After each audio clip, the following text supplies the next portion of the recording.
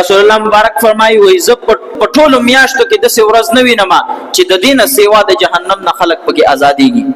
د عرفه د څه ورځ دا د میاشت د څه میاشت ده چې په دې کې الله تعالی د جهنم نه دومره افراد آزادای چې دومره د رمضان مبارک په اخرنۍ عشره کې نه آزادای.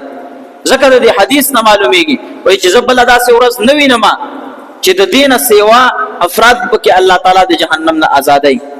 دین عرفه او د څه بیا فرمای وای چې په ورځو کې د ټولو نه بهترین ورځ او د ورځو سردار ورځ دا الله تعالی د ذل حجې په میاشت کې د عرفه ورځ پیدا کړی دا. پښبو کې سردار څوک شو؟ پښبو کې سردار د ليله القدر او دا رنګه په ورځو کې سردار د عرفه ورځ شو. الله تعالی د ذل حجې میاشت ډیره مبارکه میاشت ګرځولې ده. رسول الله صلی الله علیه وسلم د ذل حجې د میاشتې متعلق ډیر لوی فضایل بیان کړی دي. رسول الله مبارک د ذل حجې په میاشت کې اعمال تقسیم کړی دي او د دې اعمال متعلق ډیر ترغیب مای وای کله چې تاسو وې نه درم چې میاشت د ذل حجې میاشت سپوږمۍ چا ولیدله نو یې هغه بیا خپل نوکان خپل وختان دغه سيزونه نه واړه کوي نه د خپل نوکان او خپل وختان وغیرہ نه واړه کوي.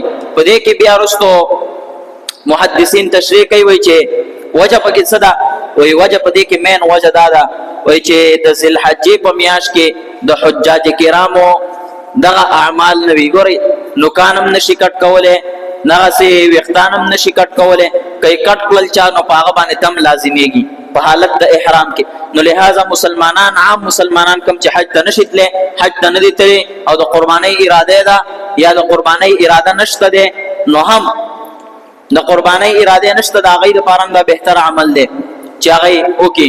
مشابهت خو کم از کم په ځنې سيزونو کې راشي نو خپل نوکان وغیرہ وختان وغیرہ کټ کوله دا مستحب طریقه ده چې انسان یې کټ نکي.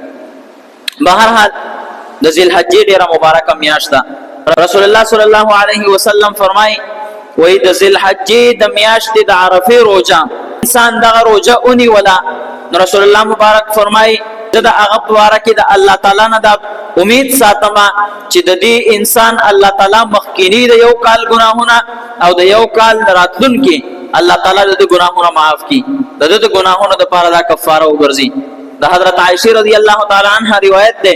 عائشه فرمایي ام المؤمنین رضی الله تعالی عنها وایي چې رسول الله صلی الله علیه وسلم کله د ذل حجې میاشت داخله شو د ذل حجې میاشت د داخليدلو سره رسول الله مبارک با روزي شروع کړل.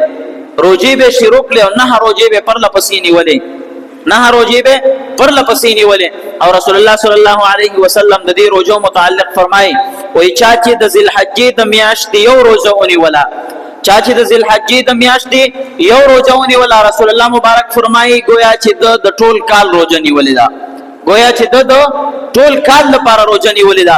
دا د انسان لپاره څومره لوی سعادت ده.